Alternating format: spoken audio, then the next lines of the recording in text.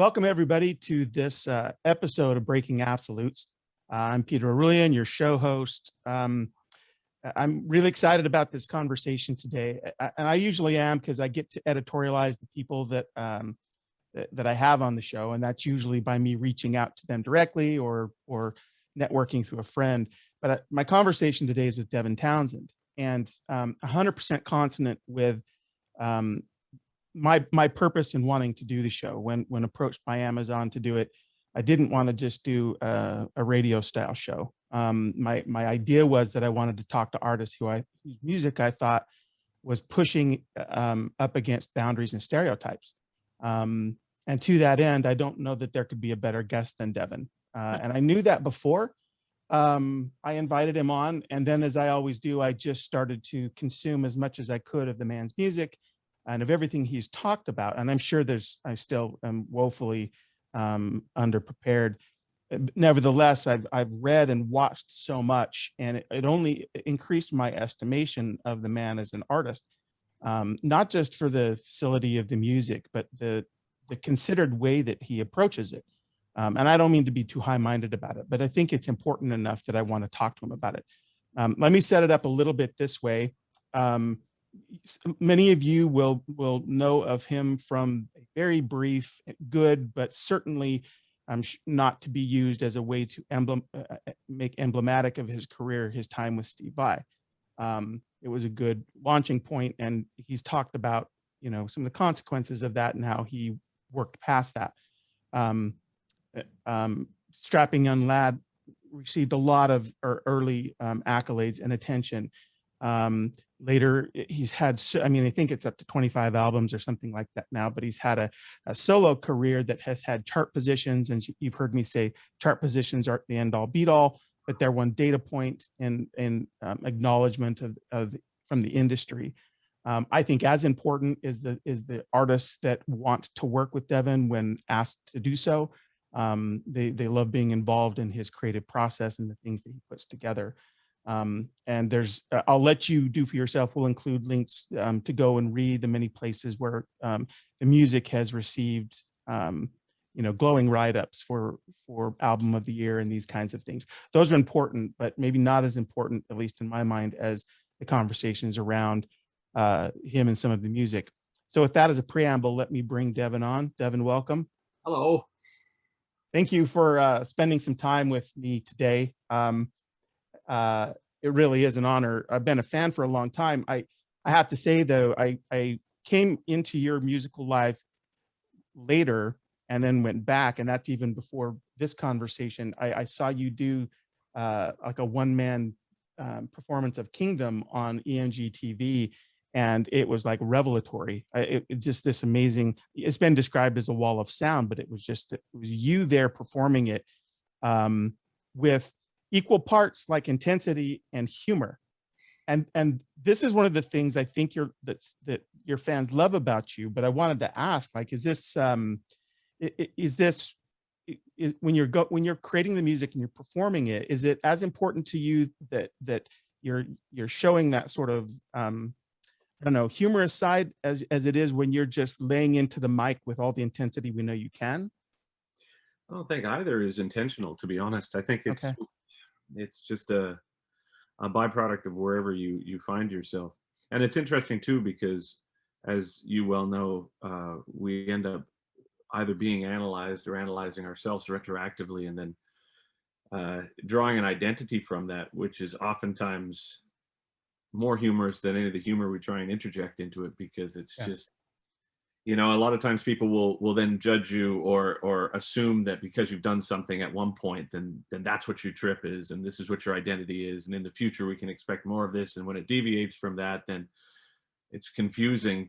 But to me, it's a lot easier just to say that, it's not premeditated. I hope to follow it. My objectives are to follow it in the most accurate way, wherever it leads.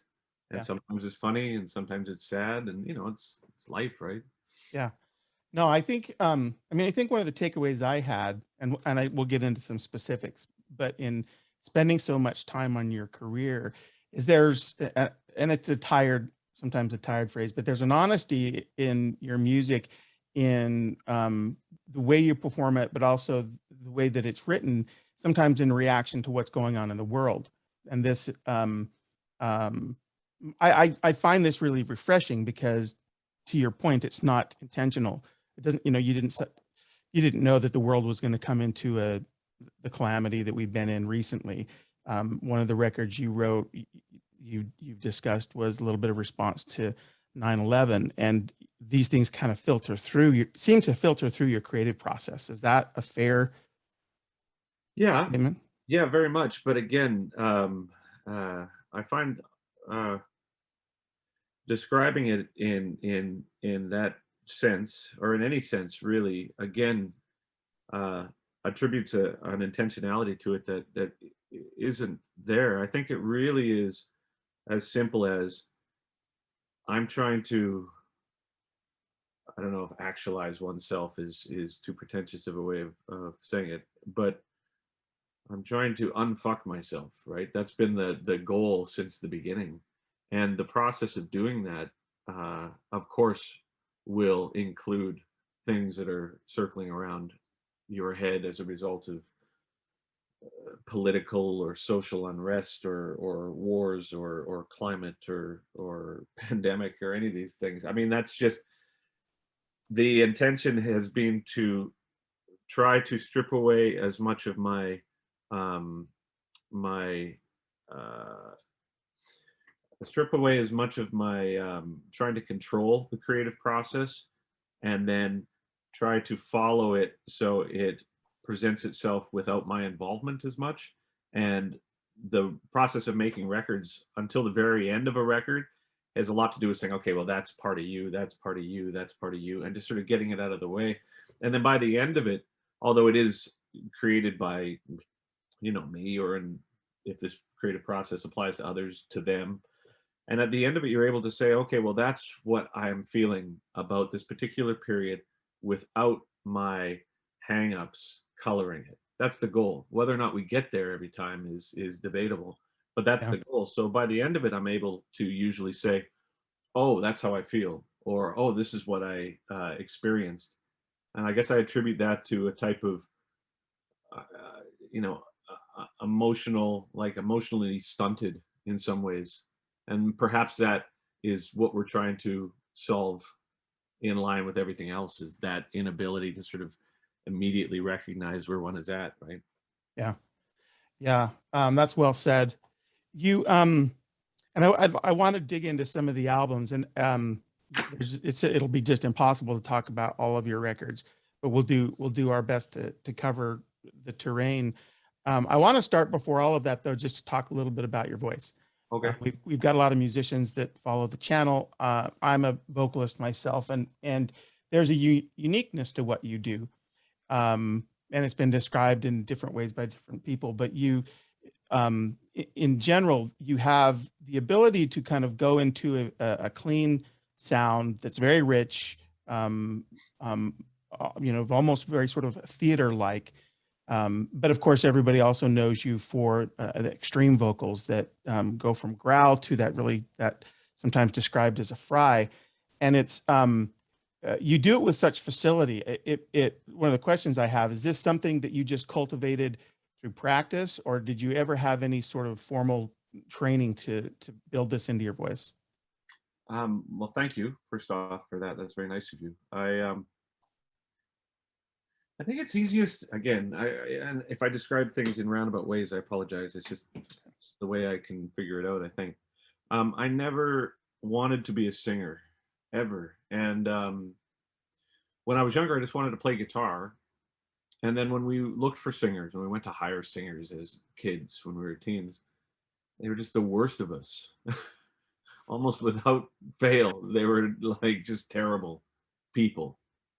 And I remember thinking, okay, well, I'll just sing until I can find somebody.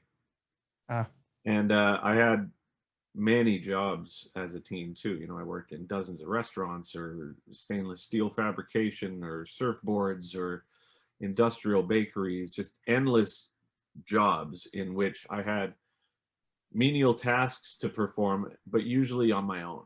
And so in that scenario, what I would typically do is sing. And although I had a certain degree of facility when it came to pitch, I don't have perfect pitch. I don't, you know, maybe I've got a degree of relative pitch, but I could sing in tune is the bottom line. So starting from that, I was able to sing along to the records that I was listening to while I was at these jobs.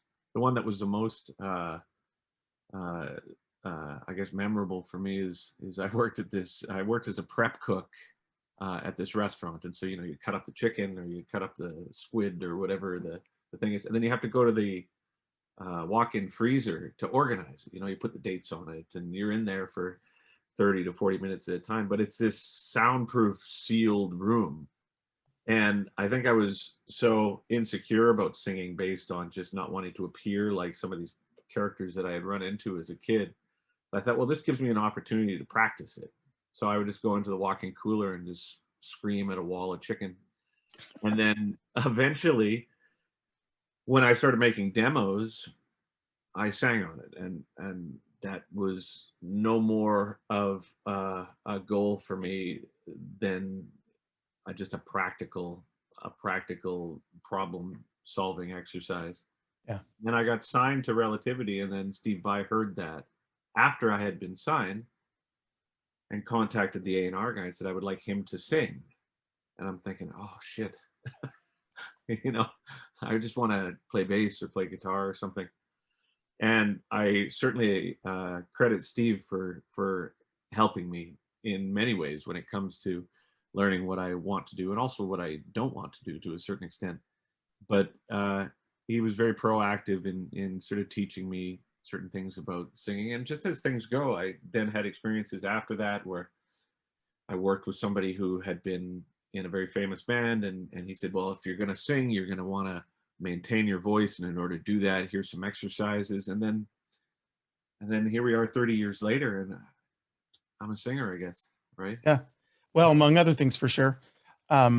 It's there's some examples that I want to come to later, but that part of what you do, I think, just naturally in your process that makes some of the music so engaging is that you're able to go from this place of I want to call it beauty. You have a tone in some of this softer, clean, very much like a musician I like by the name of Roland Orzabal. He was the songwriter for Tears for Fears. Oh yeah.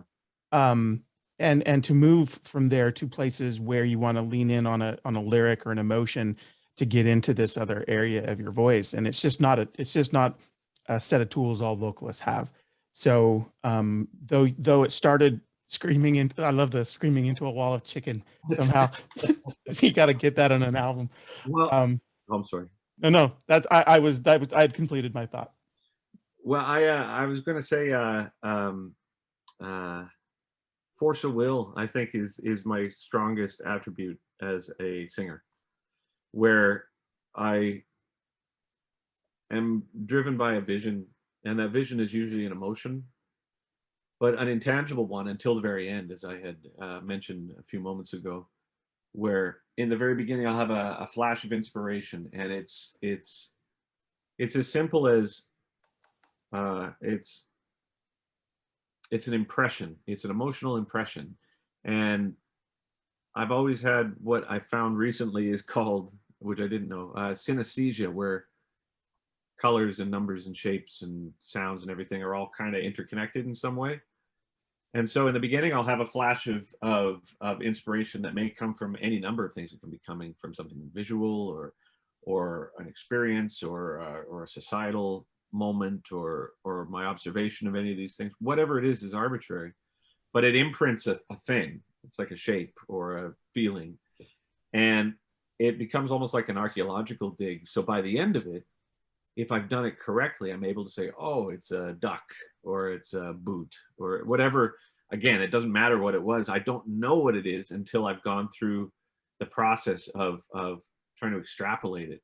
And with that comes this internal impression of what the vocals need to do and how the effect of the sound of the vocals need to make me react. And so I chase that with force of will more than any single technical attribute. It needs to feel like this, and so I just go until it does that. Yeah. And there's not a lot of technique involved with that. And in fact, whenever I get asked about vocal technique from aspiring singers or people such as that, the caveat that I often add to my description is I highly suggest you don't do what I do, because my technique is not fantastic. I just scream until I taste blood, and then it works for 4 days. You know what I mean? Like, well, break. What you're describing is with most of the vocalists that I've had conversations with is not too different. Some have some sort of formal training, but many have just worked with their voice, used their voice to figure out how their voice works. It just so happens that you occupy this space as a vocalist that does these things, which is good, because your music is as diverse as your voice is able to be. So I just think it's a really good compliment. I don't mean that in, I mean complimenting the music and what you're able to do with it vocally. There's, and I read that you had said this, going back to your former point, that and you can keep me honest here, but you said something to the effect, you feel like the music in some sense exists, and you're able to find it. Musicians find the music, and I don't know.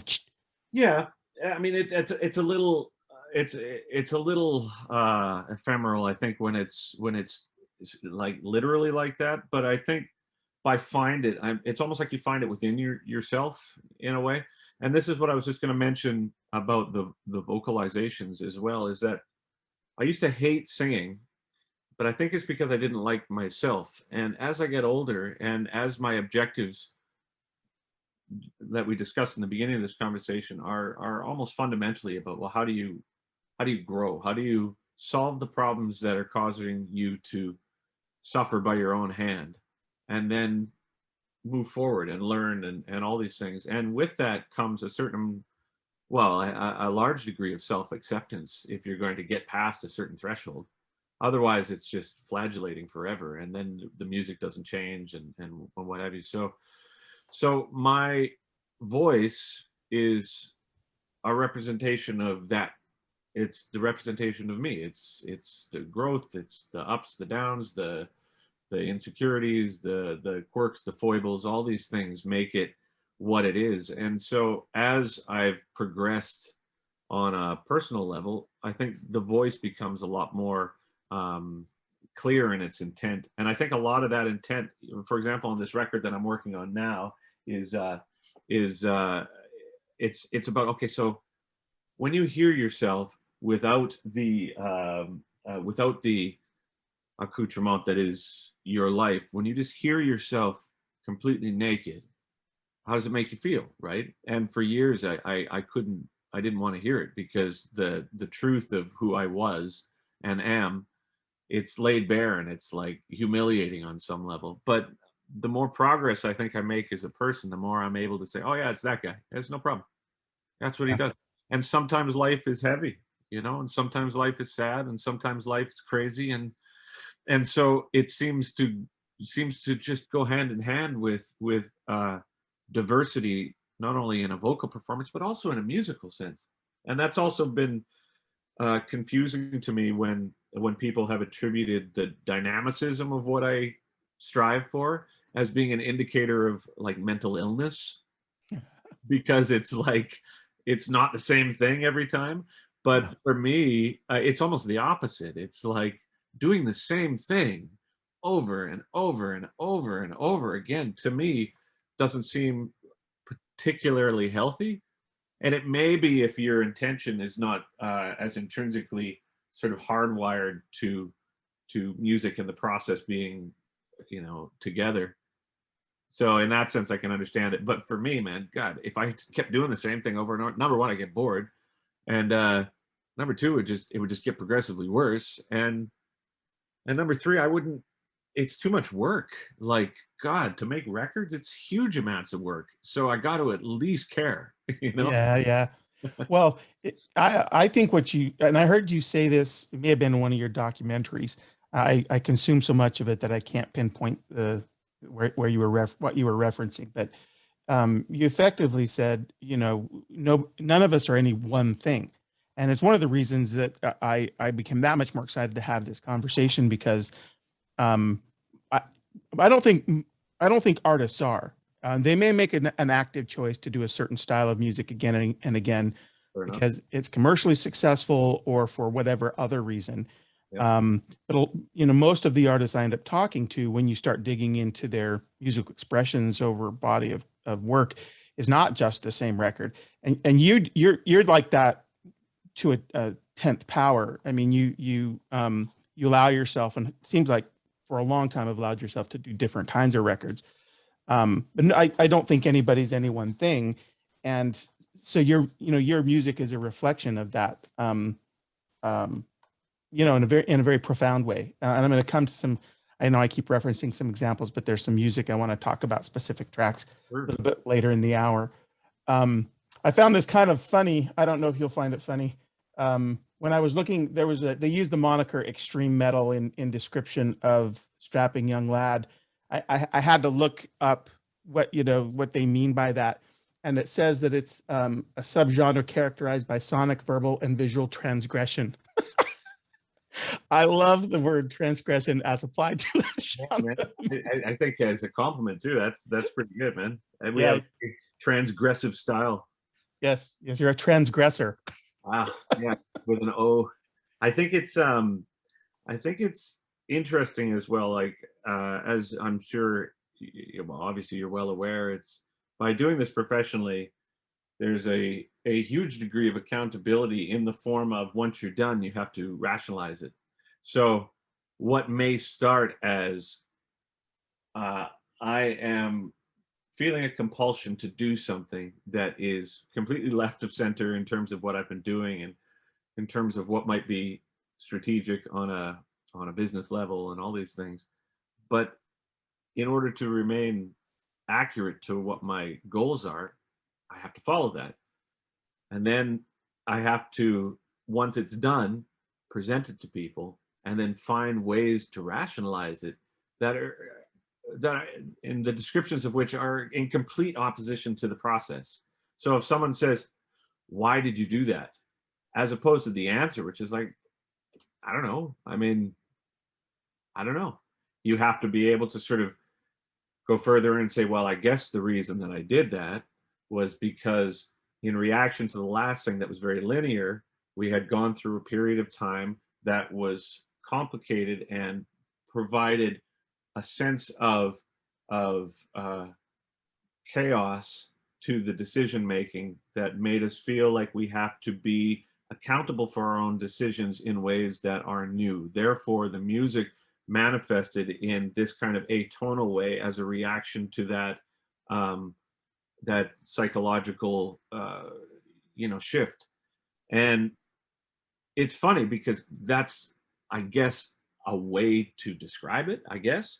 But just the process of being sort of put to task on some level about why you did things is got this very strange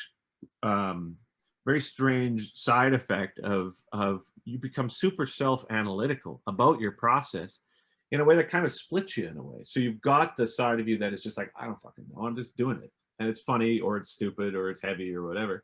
And the other side's going, well, hang on a second, why did you do that? And it becomes this kind of existential gumbo. And I think in a lot of ways, that's where the humor comes from. Because if you look at that from like a really self-important way, like, oh, my process is of such significance that that's the reason why we have to analyze this, then, good luck. But I think if you're able to watch that process and say, oh, dude, we're so full of shit. Like this whole thing is so full of shit. And it's funny to me as a result, that part of the process, right? Yeah, it becomes very meta. You have a process for looking at your process. Dude. And it's funny because I think in many ways there's an implication there that because you're doing that, you're buying into the significance of it. Yeah. But my what I'll say in defense of that is just by being an independent musician for 30 years, you're always interviewed. You're always being asked about it. And in the past, part of my creative process involved experimenting with a lack of accountability that went totally south. It sucked. So after that, I was like, okay, I have to know what my motivations are. I have to understand why I'm doing these things, just because I know I'm going to be asked about it. And it's funny because there's a certain generation of musicians, like the one before me and then prior to that, of course, that were able to say, well, we don't do interviews. It's just, we don't do interviews. And I'm like, really? Now, not only is it part and parcel, but the people that allow me to function in the ways that I do, which I'm so grateful for, are also in many ways exactly in the same boat as you and I, right? So it is meta, I guess. It's just this big, weird fucking thing. No, it makes sense to me in a couple of ways. One, there's the humorous. I spent some years at Microsoft, and there was one instance of recursion where I had a meeting about a meeting about a meeting about a meeting. Awesome. And when I realized this, it was like the Dilbert moment from hell. But I guess the other side of it, there's there's a thoughtfulness in even if it's retroactive and looking back at what you've done. And I think you're very good at that. And actually the past few records that you've done these documentary series, and they're fascinating to me because it's not like there's this complete thing, exactly what it is.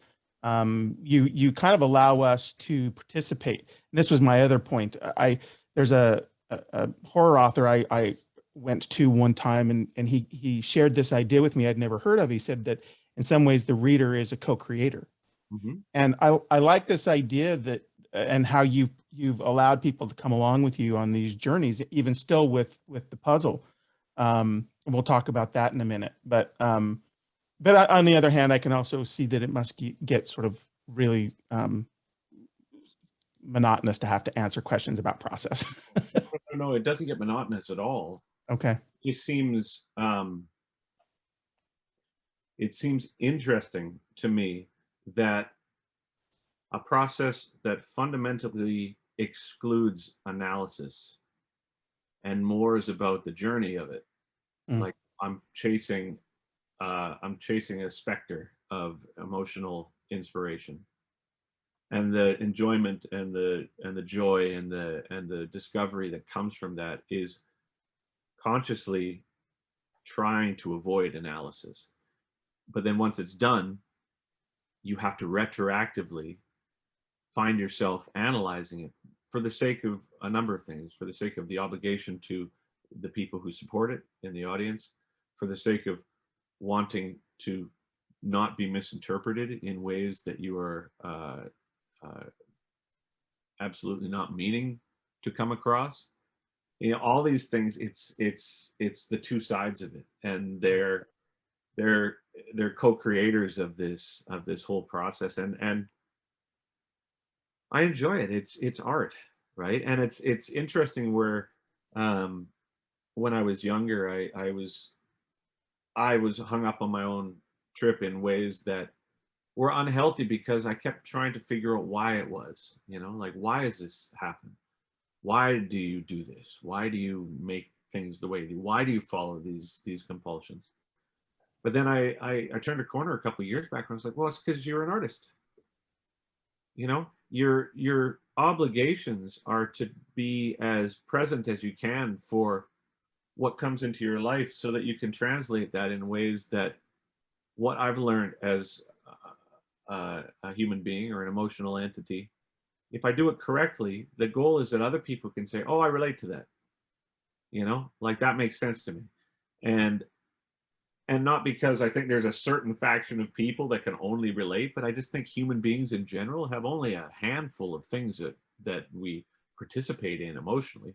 There's subtlety within each one of these things, but we got anger and joy and lust and jealousy and fear and whatever. It's not a huge swath of topics that you're going to ostracize a whole portion of the population. It's like, here's a song about fear, and if you do it in a way that includes your biases and your upbringing and your middle-class white male or whatever, there's a good chance that other people that are like you are going to be, oh yeah, okay, I get it, makes sense. Yeah. I hold that same view, and I recognize that it's not always popular in today's climate, but I think and that's why I think especially some of the most recent music you've done, for me is so powerful, is because you do write music that touches these emotions, and I think they're human emotions. I don't think that they're circumscribed to tribes of people. So yeah, and it's interesting too, because like I've always been uncomfortable when people say you wrote a good song, as opposed to you did good work on that song, because I feel that I've always, so here we are making this record now. We've got this really well-rounded, well-seasoned group of producers, engineers, people have done a lot of things, and I find myself more comfortable with the technical side of it than the focal point of it. So when we're recording, I'm uncomfortable with like sitting in the middle and people thinking, oh, that's Devin and that's his song. But I feel really comfortable, and I really enjoy the process if we're all sitting there going, okay, here's this song. What does it need? What's wrong about it? What's right about it? How do we refine this? And I think, perhaps in the past, I've been in situations, whether or not it's myself when I was younger or other people who have been around, where if someone says, hey, I think that chorus is too long, or I think that guitar sounds out of tune, or what have you, the reason for it not being an acceptable critique has got nothing to do with whether or not they're right. It's just because it's that guy who played it, or it's that guy who wrote it. You know what I mean? Like, hey, I think that drum fill plays no function in the intent of that part. And maybe the drummer's like, well, I don't know, man.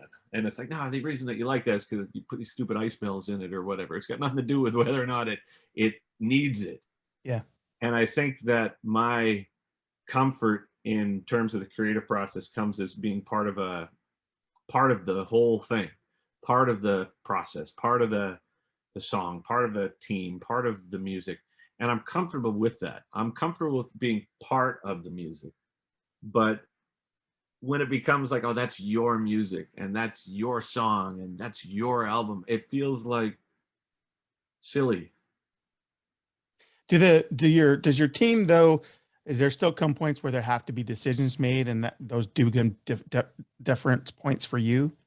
Yeah, but I mean, if we're all adults and we're all professional, then the best idea comes out on top. Yeah. And unless someone's being a dick about it, which as an adult, it's pretty easy to tell. It's like, hey, whatever you're saying right there, that's out of line, Yeah. But if that's taken out of the equation, then at the end of it, it's like, well, I had a point of view, but we went through it and you're right. Next.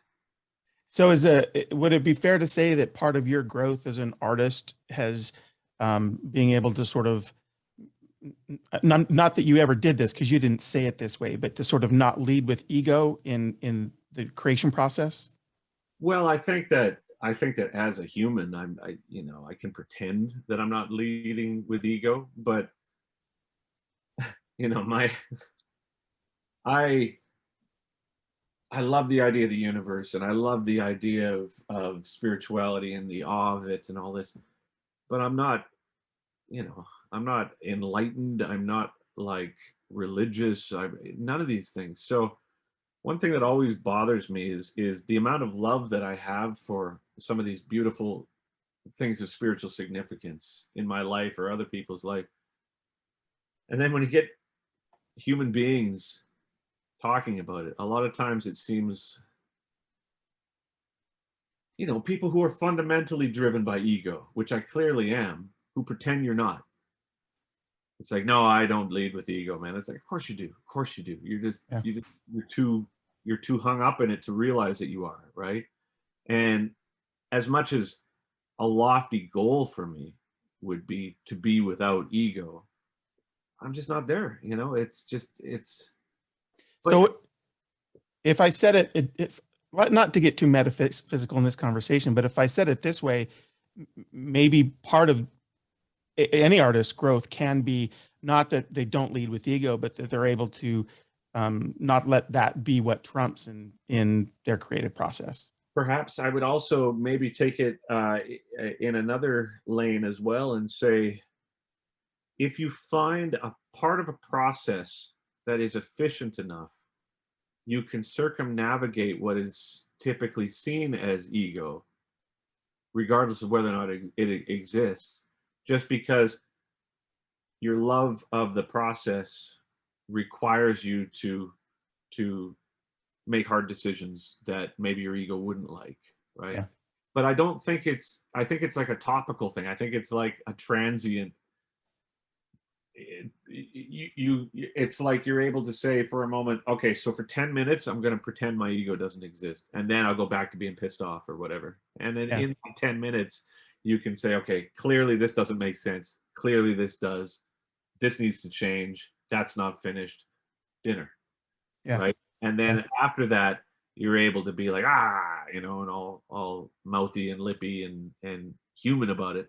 But I think that it's a technique, a creative technique, and it's not a lack of ego as much as like a temporary suppression of it for the sake of something that is more important than your trip. Yeah. Yeah, that's a really good way to put it. I had that same thing happen in my creative life early on. I was any criticism or any feedback on a piece of art, whether it was a song or I write fiction, I took as a personal attack, like, oh, you're not good. And so I got defensive. Later, I seemed like I kind of grew to the point where I wanted the best performance that I could do. And if people had opinions about that, that helped me get a better performance, I began to want that more. I mean, it's not that criticism can't still be like, oh, you know, I'm still human, but you know, you've done a good job in one of the recent sort of docu-series you did, I think, of articulating this, or at least showing it, because you bring all of these really, really expert musicians and engineers together. I forget the name of the town in Wales where you recorded, but there was just this sort of beautiful collaboration that you could see as you guys were putting that together. And it seems like what we're talking about, it was in evidence in that recording. Yeah, thank you. I also feel that without that step, there's no growth. I mean, as much as it may seem like a huge hurdle to younger me, where maybe my self-worth separate from what I did, it was almost like I put my value in the identity of something that I was proficient at, because I felt like maybe on some level I had no worth other than that. Like, as a person, you're fundamentally unlovable, or you have some sort of you know, a void that you're trying to fill, that if you become proficient at something, you play guitar to the point where you're the fastest sweep picker, or you're the best video editor, or whatever it is, right? Like, it's very easy to say that's my identity. And anytime it gets challenged, anytime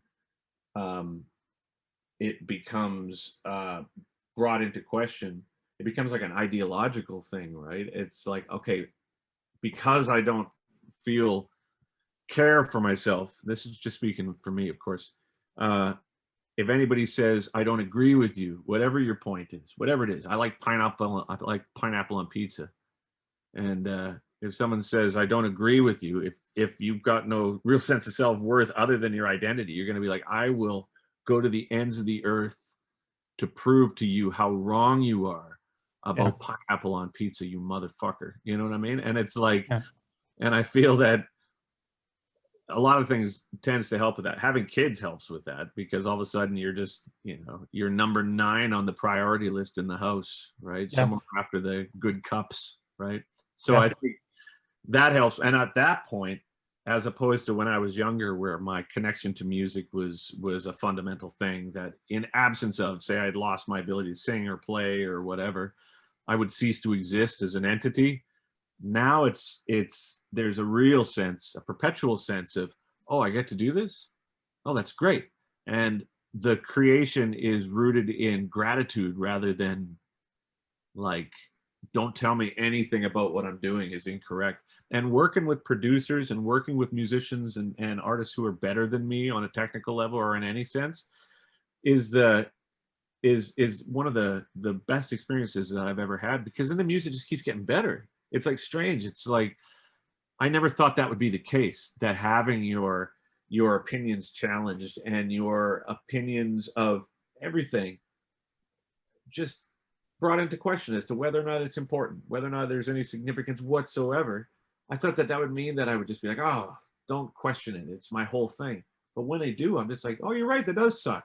What can we do to make it better? And by the end, like, oh, it's way better. It's way better. Yeah. I'm glad you brought up, I was going to ask you, I know you're, at least if your Wikipedia page is accurate, you're a dad. I was going to ask you if it had any sort of impact on your music. Oh, yeah, of course. Have you kids? Yeah, I do. I've got two, and it seems like a really sort of remedial question, but and maybe it's a leading question, but I've not, I don't think, spoken with an artist who hasn't had this watershed moment once they have a kid of having to sort of not, I don't know the right way to say it, but you definitely, to your point, you're not the priority, and there's something that's really opens you up when that happens. And I hadn't anticipated that at all as a dad until it happened. Yeah, and what's also hilarious about it is how profound it is, yet how common it is. You know, it's like, I think that one of the things that has been funny for me about my career when I look back on it is the levels of intensity that I ascribe to things that are super common. It's almost like anytime I wrote it, I felt like, oh, wait till society hears about eating cake or something. You know, like I'm the only person this has ever happened to. I'm like, oh, it's so great. Here's the cake opera, you know, and it's like moist and it's like this. I don't really like chocolate, but there's fruit and I like fruit. And you make this big towering sort of personal monument to cake as an, you know, child having kids, you know, death, getting laid, whatever it is, falling in love, breaking your heart, whatever it is. It's like, and then I think the thing that happened for me with kids and, you know, people in my life passing away and things like this is how much I realized I'm just like, oh wow, this happens to everybody. Yeah. I mean, whether or not it's kids, I mean, we're all going to die. We were all born. I mean, it's like, so making these massive artistic statements about the profundity of it has to be hand in hand with a certain degree of humor. Like it has to be. Yeah. Or else it's like, you know, anytime I hear something that has that level of intensity put to it without humor, I tend to think like, it seems like there's a sense of importance to that is exhausting, right? Let me bring up an example that what you're describing from your music, if I can. So it's been on a more recent record on Empath. I want to ask you more about Empath, but there's a track called Spirits Will Collide, and you know, you've done a fair amount of discussion about the genesis of that record, and I still want to talk about it a little bit, but you've encapsulated some of it as you know, being able to sort of, how did you put it? I had this down, but basically be able to we're going to get through this, you know, a certain strength in that. And in this song, I'm not embarrassed to admit, I actually got choked up listening to this track, because it felt like such an anthem of strength, in the face of, challenge. I mean, I felt that when I was listening to it. And yet in the context of all of this, you've got an ape playing a guitar. There's some visual stuff that sort of tempers this, like this music that is, you know, and then there's a beautiful breakdown section with a choir, and it's all speaking, these lyrically, it's speaking to we're strong enough. And I mean, to your point before, it's a simple thing, and we all go through tons of shit in life. But being reminded that you're strong enough and that we can do it together, simple as that is, it's a very powerful sentiment. And it actually got me choked up. And then in the next moment, I was laughing because of how you helped depict it. I feel like that's a bit of a emblematic of what you were just describing. Well, I get choked up by it too, because I'm a participant in it. You know what I mean? It's like going back to what we were talking about prior. I think it's even why the video has this, you know, this me as a focal point in front of all these people. There's something ironic about that visual in combination with how I feel about the creative process, where you're simply a part of it, right? Mm. And I was saying to Garth, who's producing this record I'm working on now, I'm like, man, it'd be great if I didn't have to be the face of this. Like, if I could just be a part of the team and just do this stuff. And he goes, yeah, but you are. Like, that's how this works, right?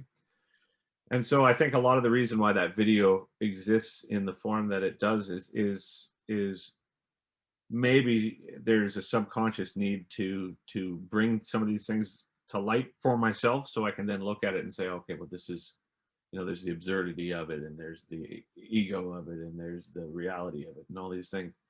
But I think that the genesis of this music is it simply comes from the fact that I had buddies that killed themselves,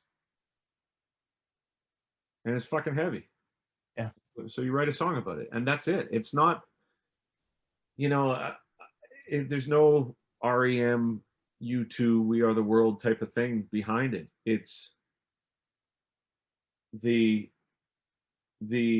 ability that I have to articulate my emotional impulses is a direct result of my influences.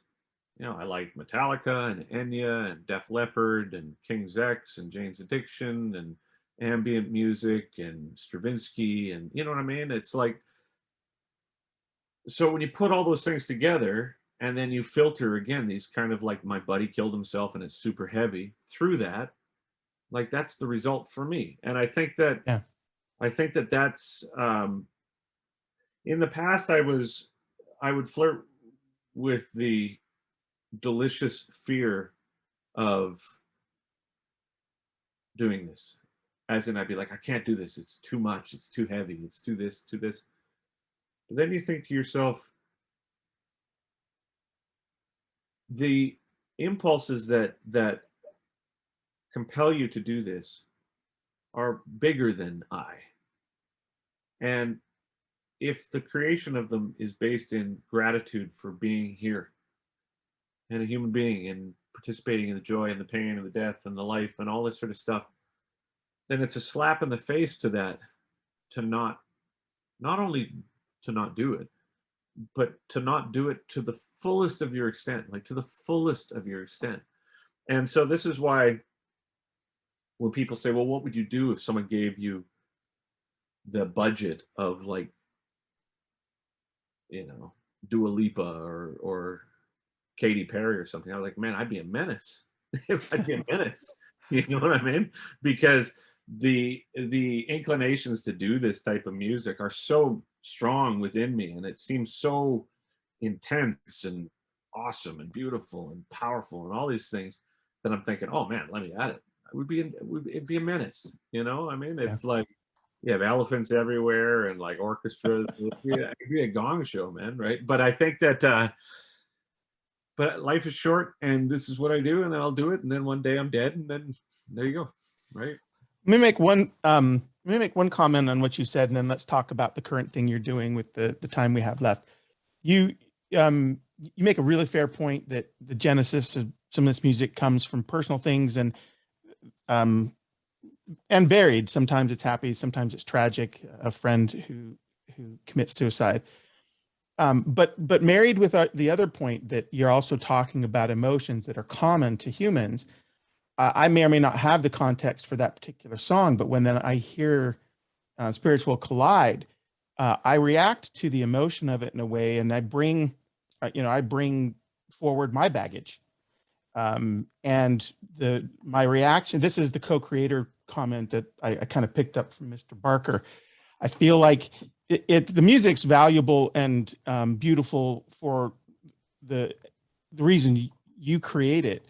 But then when you release it, you touch on these emotions, I think it gathers steam. I think your fans that are listening to it are, of course, they love you and they're going to want to get all the context. But I think a lot of the emotional reaction is them kind of, because you're touching on some of these common human emotions. And it's not always so tragic. Sometimes I've seen some of the concerts online and people are just smiling and having such a good time.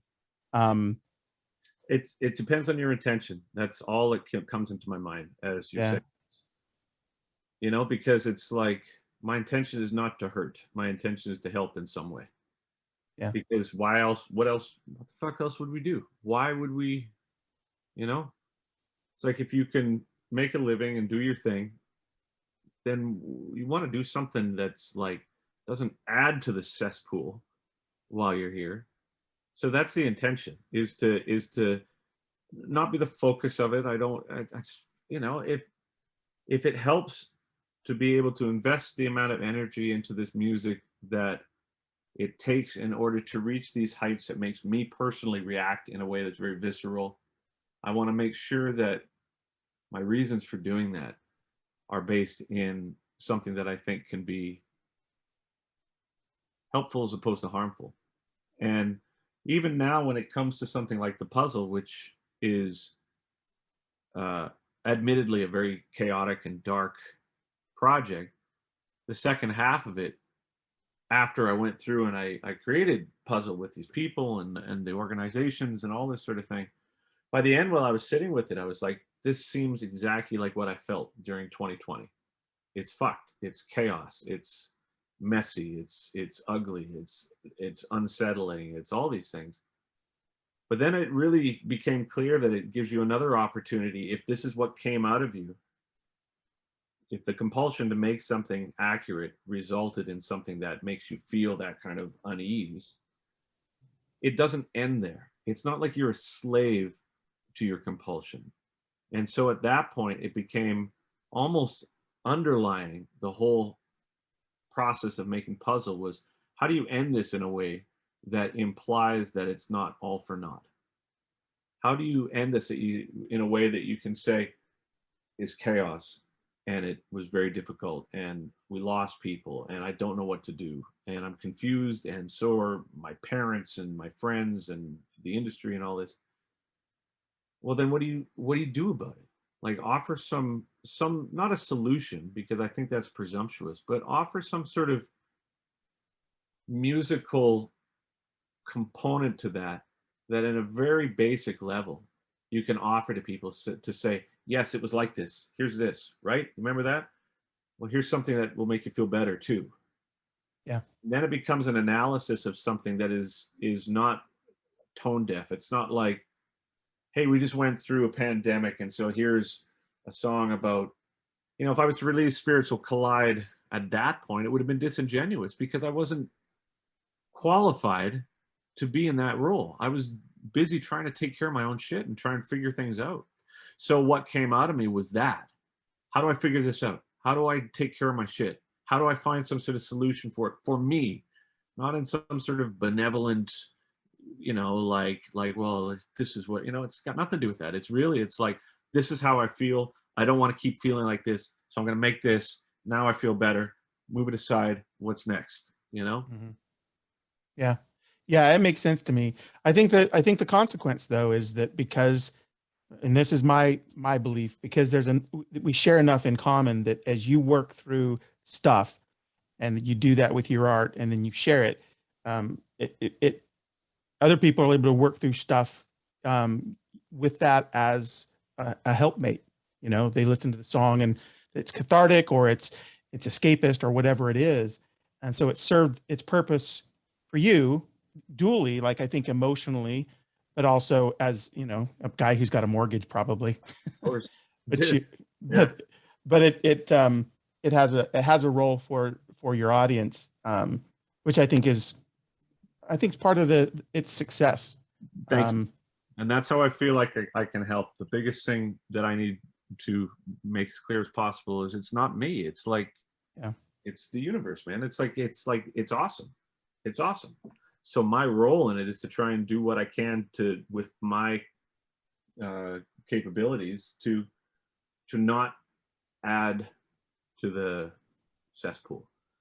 But I think it's a fine line between doing it and then being the focal point of it, and people attributing the emotional response that they have to this music as being, well, it's about you, it's about Devin, or it's about Peter. You know, I mean, because to me, as an artist, if you're doing a good job, you're able to articulate something that's more than you. Yeah. Right. Yeah. And I think that you know, in fear of getting too metaphysical or existential about it, because again, I'm not qualified for that either. You know, I'm not. I mean, I think the universe and nature and mathematics and physics, I think it's fucking awesome. I think it's incredible. But I don't understand it. You know what I mean? I don't understand anything about it. So my goal is to just say, this is what I think of it. It's awesome. This is my way of saying this is awesome. But it's very important to me that my intention remains as, I'm trying to do this because I hope it helps, not hinders. And it's not about me. It's about something that is, you know, it's just a human thing, right? Like, and so you've got a dual release coming. I think it was on the 8th of October. Is that accurate? I think so. Correct. Yeah. And that's Puzzle and Snuggles, and Snuggles is more more an ambient record. Yeah. Well, that was the thing that I wrote in order to make myself feel better, right? Because by the time Puzzle's over, I'm pretty much assured that most people that hear it will be just like, dude, what the fuck, right? And not in a like Meshuggah, dude, what the fuck kind of way, or Gazure, what the fuck kind of way, where you're just like, wow, it's so heavy. And I think it's more just like, dude, it's a mess. It's a completely meticulously organized, articulated gong show, because that's what that year was like. Yeah. I can't put it any other way. When I listen to that, I think, and people are like, well, you know, there's not a lot of songs on that. There's no songs on it. They're like, well, it seems really confusing. I'm like, man, it seems completely confusing, but that's what it was. And so I made the film about it and the books about it and all this stuff. And then Snuggles was made because it threw me. Like the whole year just kind of swept the legs out from under me, as it did for many of us. And so by the time I got through trying to make some degree of analysis of the situation, which was Puzzle, I was like, okay, now that you've seen that for yourself, what do you do about it? What do you do about it? You just leave it like that, or do you do something about it? And so Snuggles is what I did about it. And then I was able to move on, and now I'm working on something else that doesn't have that hang up, that had I not purged that, would have been dragged into this. Yeah, is that tentatively tiled lightwork? Yeah. I saw a mention of that. Well, I'm you know, what I've seen of your docuseries on that I think is still in progress for the Puzzle. I think you've done 2. Yeah. It's really good. I think you do a really good job of describing this landscape of music, but how you've invited these musicians to help you use some really great metaphors there, putting a dark edge on a pencil sketch, harken back to the song Voices in the Fan. I mean, I think these are interesting ways of thinking about finding some, and I was really excited when I saw you talk about some of the artwork and being able to zoom in and find things and be able to create sort of actual landscapes inside them. I think it's a really fascinating idea. Awesome, man. It was so cool, dude. And I got to say, what's inevitably going to happen is people will hear Puzzle, like maybe some of the momentum that I've built career-wise over the last couple of years of touring and Empath or Transcendence or whatever. people are like, oh, I've heard of this schmuck here. We'll listen to his new record, and they put on Puzzle, and they'll be like, what the fuck is this?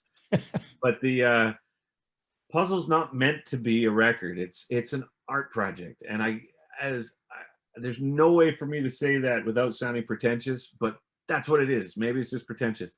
Yeah. But the reason why I'm doing light work now is I mean, okay. I've always loved Def Leppard production. I've always loved Ace of Base or ABBA or you know, like pop music. I love it. And it's not pop music, it's still what I do. But I've always wanted to make a record that's like really accessible too. And so that's what I did. And so light work, dude, it's awesome. I mean, the weirdness of Puzzle is as far on that side of the spectrum as the accessibility of light work is. And they exist in reaction to each other. And then after light work's done, I think what will probably happen is the label or a lot of the people who are involved in my world will be like, oh, you should do light work. You should do that sort of style. Just keep doing that. But the thing I'm doing after this is a musical, right? Which is like a totally different thing. Yeah. And I can't wait to start that either. But each one informs the one after, almost based more on fatigue. It's like after Puzzle was done, I was like, oh God, I don't want to do that anymore. Like, what's the opposite of that? Oh, big choruses, slick production, clean, you know what I mean? Like linear, emotionally intense, but like not exhausting music. And I was like, oh, it's great.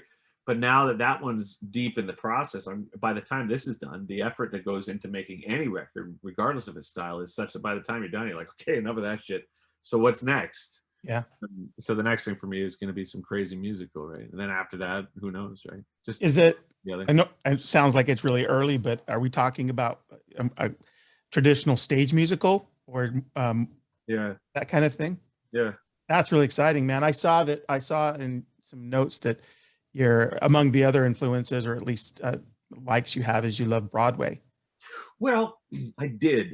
You did. Okay. Now when I see them, it just makes my anus shrivel up. You know what I mean? It's like that whole, like the super precious, you know, overly dramatic. I mean, I don't like it, right? But when I was a kid, I liked it for the fact that and I've said this before and I'll say it again, it's like a broad stroke of emotion. As a kid trying to figure out how music functions, Broadway musicals were great because it was very clear that that's what sad sounds like, because you can see they're crying. Yeah. That's what happy sounds like, because there's a bunch of people with, you know, googly eyes dancing on cars. You know, I mean, it's like, so it was great for me as a kid in terms of learning. And I love the idea of turning a narrative into music. So that's what I've extrapolated from that. But in terms of it being a typical kind of like Broadway musical with all that, we're going to the store, we're going to, I mean, dude, it's like, not that. I don't like it at all, man, right? So when I was a kid, it worked for me, but now I've got an idea for a sort of musical, but it's not going to be like that, right? Okay. It'll be a Devin musical. Oh, yeah. Will you stage it as such? Yeah, so I've been going, I went to Sony in London and asked them for 10 million pounds to do it. And they said no. Oh, that's too bad. You know, it's still a ways away. We'll see what happens. Yeah. But I think it's like, again, as I said earlier, if I get the funding for these things, I'm going to be a menace, dude. So yeah. I think maybe what has helped me create things of some significance up to this point is that I don't have the budget. So it all kind of turns into like a high school musical, right? But just keep moving forward, and eventually someone will be dumb enough to let me do it, right? Well, yeah, they will. Someone will fund that, some version of it, and I hope they do, man. I would love to see. Me too. You have parameters though. Like I have to be left alone. There's the thing. I need $10 million to make a Dick Symphony, and you can't talk to me. I just think it'd be good. I do think that one of the things that and you've said as much, but you become a team builder. So I can see you flourishing and building out something that would have an ensemble type of feel. I'd love to see that staged. Thank you. And I love being part of a team, man. I think it's awesome, right? It's just, it's, if that's where it's meant to go, it will. And I just keep following the path of least resistance in terms of my creative inclinations, and then trying to articulate them as accurately as I can. And then spend 3 months after trying to explain them to people who are confused by it, and then move on to the next one, right? So puzzle is going to confuse the hell out of people, but as a metaphor, I think it's amazing. Light work is going to piss off a bunch of people because it's going to be too commercial. And then moth is going to confuse everybody. So, you know. Oh, is moth the tentative name on the musical? Yeah. Yeah, that's cool. That's a cool teaser. Yeah. Well, you know, it goes to this idea I have. It's not mine alone, but I kind of have lost patience, maybe in my middle ages, for fans who are really only fans of artists for the one record or one style. That's just, at least it's not the kind of fan I am. You know, it doesn't mean I like every single track an artist does, but I usually just kind of fall in love with their art and the things they do. And I don't know that all your fans are like that, but I think there's a fair number of them that are happy to come along with you on the new endeavors you take. Well, I'm gonna end our interview because I got to get back to it, but I'll end it with this, because I said this to the producer the other day, when I was, you know, all of a sudden he's deep in my world, and he's got to participate with all this weirdness that I bring to the table. I just said, thank you, I'm sorry. That's basically what I say to the audience too, right? So yeah, brother, it's been a real pleasure, and thank you so much for inviting me onto your show. And I hope, I wish you all the success in the world, and I wish I could stay a little bit longer, but I'm afraid I really do have to go, right? No, I would rather you go make music than spend more time talking to me. I'm on it, brother. All right, All right. One more guitar to tune, and then I start. I'll see you soon. All right, take care. Cheers, bud.